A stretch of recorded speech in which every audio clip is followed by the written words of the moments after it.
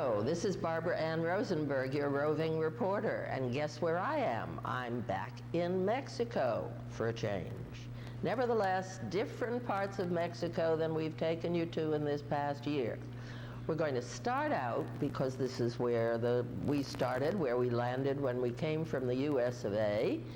We started in Puerto Vallarta on the coast, on the west coast of Mexico, a town that became famous through Richard Burton and Liz Taylor. Now, Liz Taylor was not in the movie, so how come she got so involved in making the town famous? Well, it turned out that Liz Taylor came down to meet Burton when he was filming The Night of the Iguana with Deborah Carr, the starchy English woman, and Ava Gardner, the wild woman in the scene, who really kind of got Richard Burton going.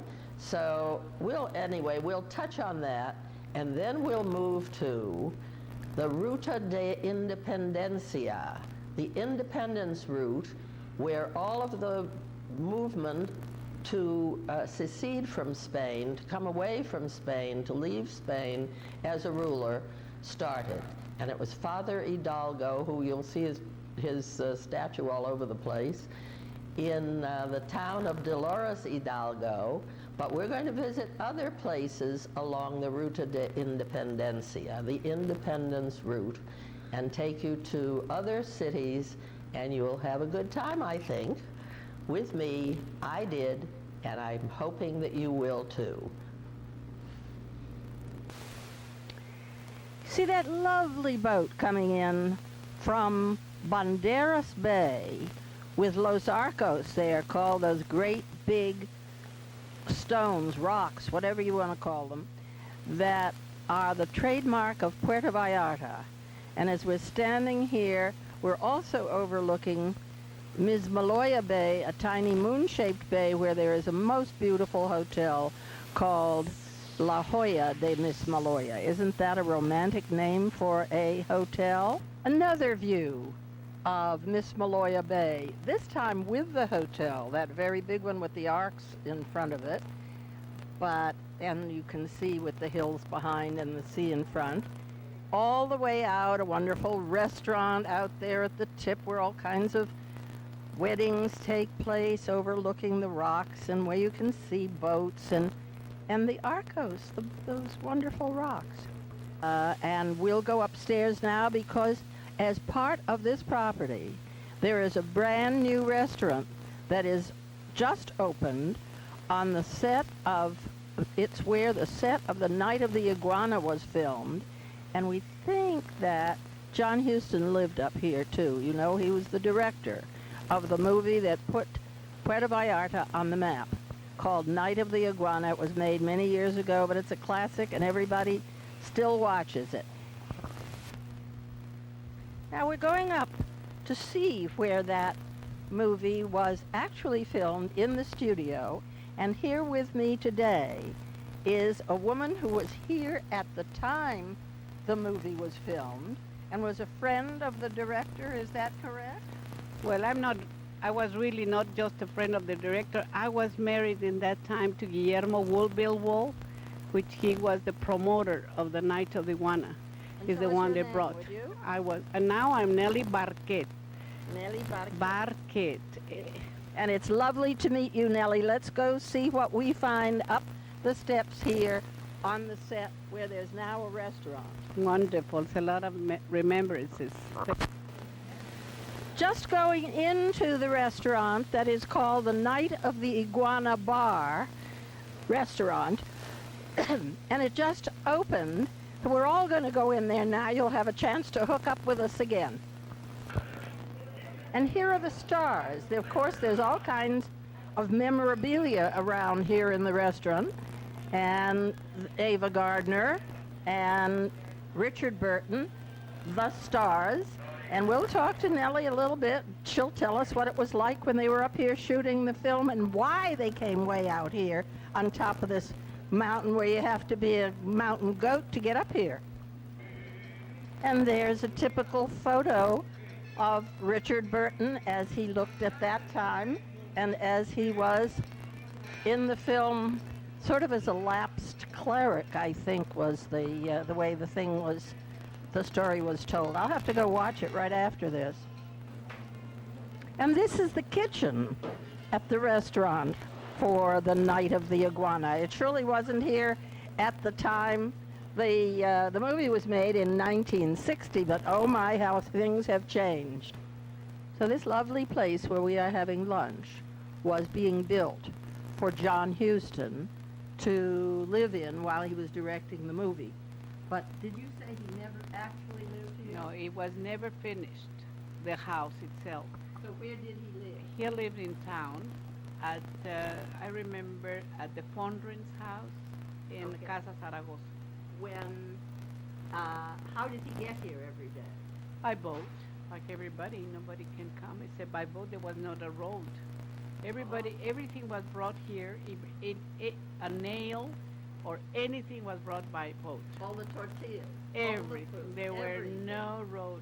It was maybe Guillermo Wolf they make this project maybe 2 years before, because nobody thought that there was going to be a road.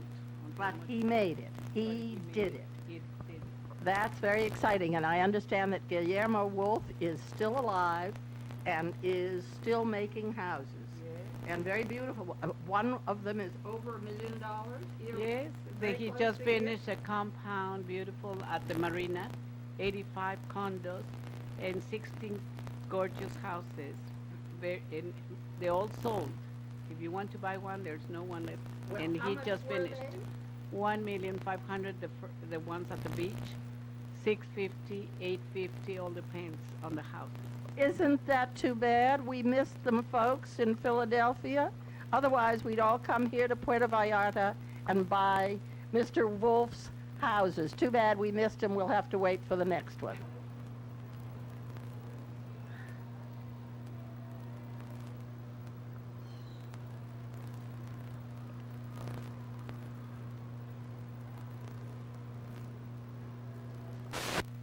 We're just starting out in Guanajuato, which is spelled, with a G and all very, very, very Mexican, on the Ruta De Independncia, which is where all of the revolutions took place through this part of the world. And it's very beautiful, very hilly, as you can see, full of flowers, and a wonderful climate. We're going to go take a look at some wondrous things, so stay with us. Now we're going into one of the most interesting things, at least I think it's interesting, not too pretty, but interesting, in Guanajuato. This is the Mummy Museum, the Museum of Mummies, and it's a permanent exposition. And you'll go see it's so dry here that when they bury people, they mummify, and then they put them on display.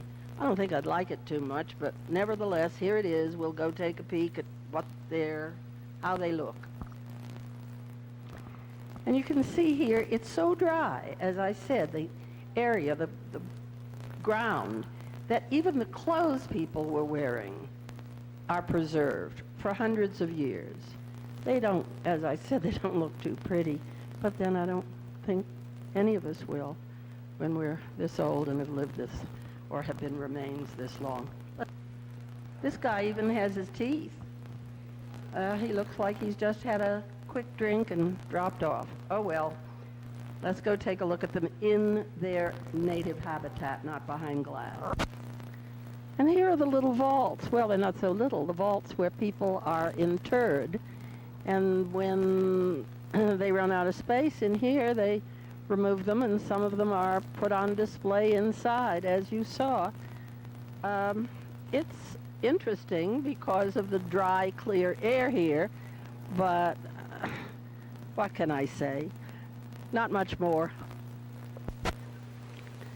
Near just about every historical monument or tourist attraction, there is what's called a Casa de Artesanías, meaning this is where they make crafts. Well, there's no mummy-like crafts here. If T-shirts are called crafts, there's plenty of those. And little junk things that I don't think anybody ought to take home. However, there is something very interesting here, and that is a sweet shop where they make sweets in the shape of the mummies. I don't think I'd find that too appetizing either. We're now in the city of Guanajuato, right downtown, in the state of Guanajuato. And you can see it's a colonial city, as I said before, with beautiful colors, pink, blue, yellow, green, orange. And always at the highest point, there's a wonderful statue. I don't know who this guy is. Maybe we'll find out later. Maybe we won't.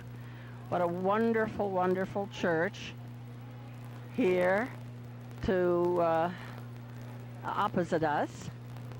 Gorgeous Baroque front of the church. And next to the church is one of my favorite things in the whole city. It's the Teatro Juarez, the Juarez Theater. You know, a lot of things are named for heroes here. We're in the Plaza Juarez, in the square, and I hope they'll let us take some pictures on the inside. But look at the wonderful detail of the statues surrounding it and the gorgeous front of the theater. We'll walk over a little closer and see what we find out. And now I'm standing in front of the theater so you can really see it. See its beautiful classical design. And inside they have the most marvelous presentation. They have the Carmina Burana that they also play in Philadelphia, or dance in Philadelphia. The ballet group does the Carmina Burana. And here in the theater they're showing Evita. So everything is very old, ancient, as a matter of fact here, and everything is up to date. It's a wonderful city. It's a university city. It's very vivante, very alive, with people all day and long into the night. They have wonderful coffee houses right here on the square, and you could just have a good time. Standing in the beautiful square, Juarez Square, where there's all kinds of activity, as you see. Oops, a man just lost something. Beautiful, heavy shaded plane trees. And this is also the location of the oldest hotel in Guanajuato. And inside is a museum, but it's a little dark for us to do pictures there. So you'll just have to take my word for it that it shows the inside of the theater, the Juarez Theater, and other beautiful paintings. Now we're inside the Juarez Theater that was started in 1875 and finished in 1903. The decorations are simply magnificent, and the balconies, you have the feeling you're in Europe, but you're not. You're in central Mexico. All the more magnificent, all the more astounding, because it was started sort of toward the end of the 19th century. And so you've got this Victorian, Mexican Victorian feeling, and all of the beauty that these artisans were able to create.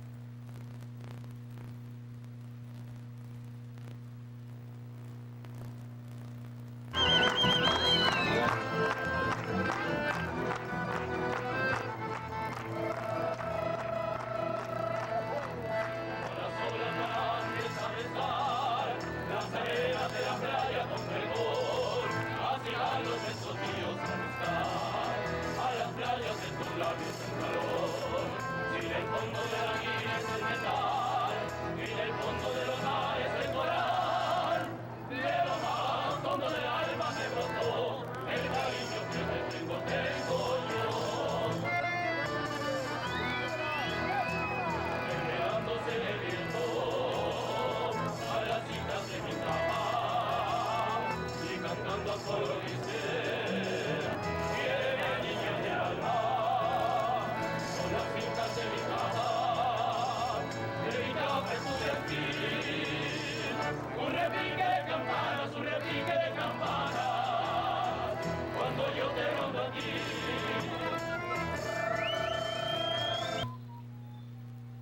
We're in Dolores Hidalgo, Hidalgo, which was the beginning of the revolution against Spain in 1810. And this charming colonial town, another one, is about an hour from where we were in Guanajuato. One of the things that is particularly interesting in this town that they're noted for is their strange ice creams. They make ice cream out of anything you can think of: tequila, beer, avocado, shrimp, almost anything you can think of. I don't know whether I'll try some or not. Maybe I will. I'll let you in on it. And you can see here, it says helados. That's ice cream. And very tasty sherbets as well. Chicharron, that's pork skins. Shall I go try some pork skin? Walk over with me and let's find out. This is an ice cream made of mole, a sauce that has 23 ingredients, including hot pepper. What do you think of that, guys? Shall we have some? Let's see. Hey, you know what? It's good. I'm suggesting you come down to Dolores Hidalgo and have some mole ice cream here at this tower ice cream place, with the one with the bright yellow sign. You'll recognize it.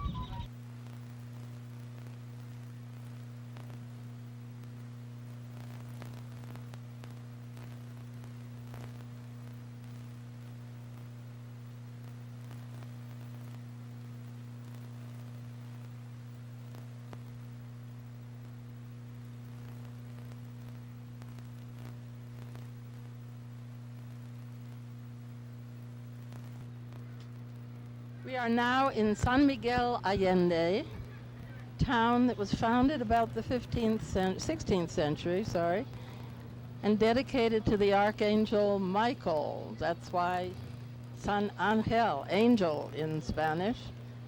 And this beautiful church, which is a landmark in the town, was originally built in the 17th century, but has been rebuilt so many times that this facade you see, this really very, very striking facade, was built in 1890 or thereabouts.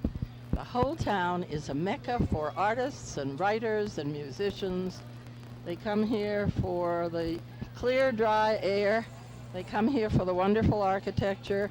And they come because there's lots of other Americans here. As a matter of fact, people from outside call it Gringolandia, meaning it's the place where all the Americans gather. You come into the Zocalo and hear more English spoken than Spanish. It's the only place I know where that's the case in Mexico. So Americans feel at home here, and it is beautiful.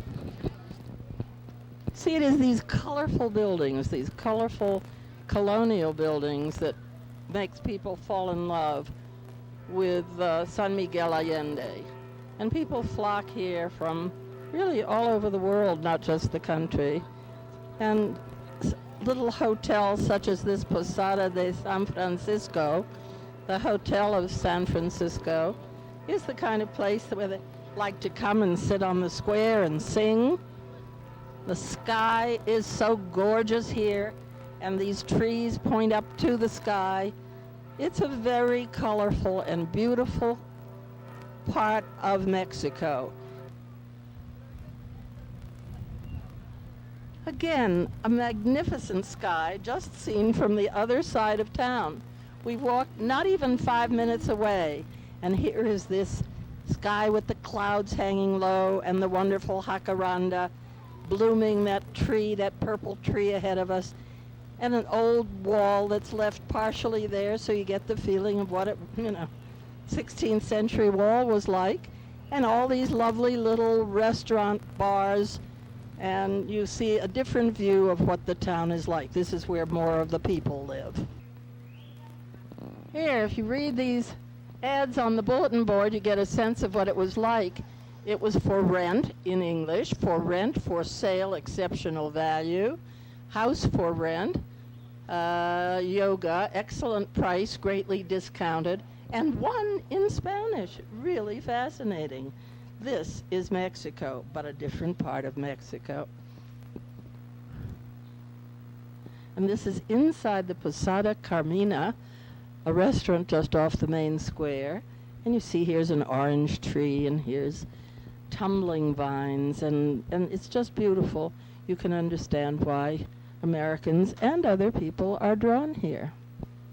And we're in a gallery off on this charming street off the main square.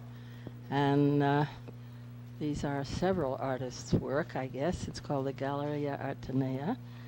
And someone here has painted the church, which I'm sure is a favorite subject of many of the people who come, as well as other traditional Mexican subjects, and some are a little more realistic and some less. There's almost every school represented here. Porque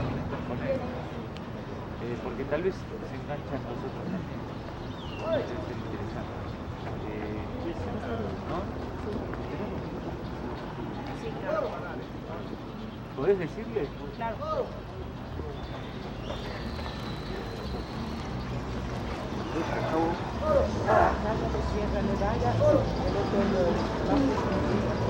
Sí, pero más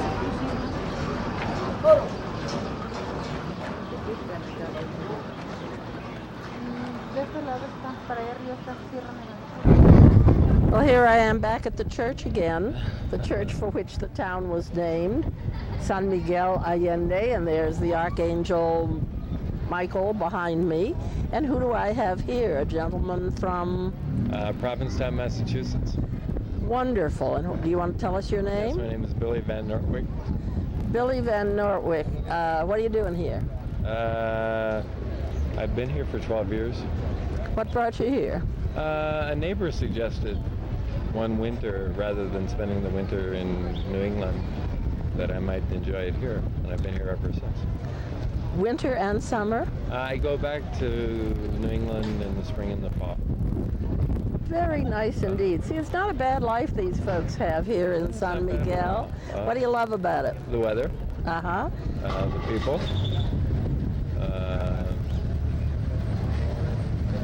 The leisure. And Do you just sit around the square all day? No. At times I teach English. I help people with export from time to time.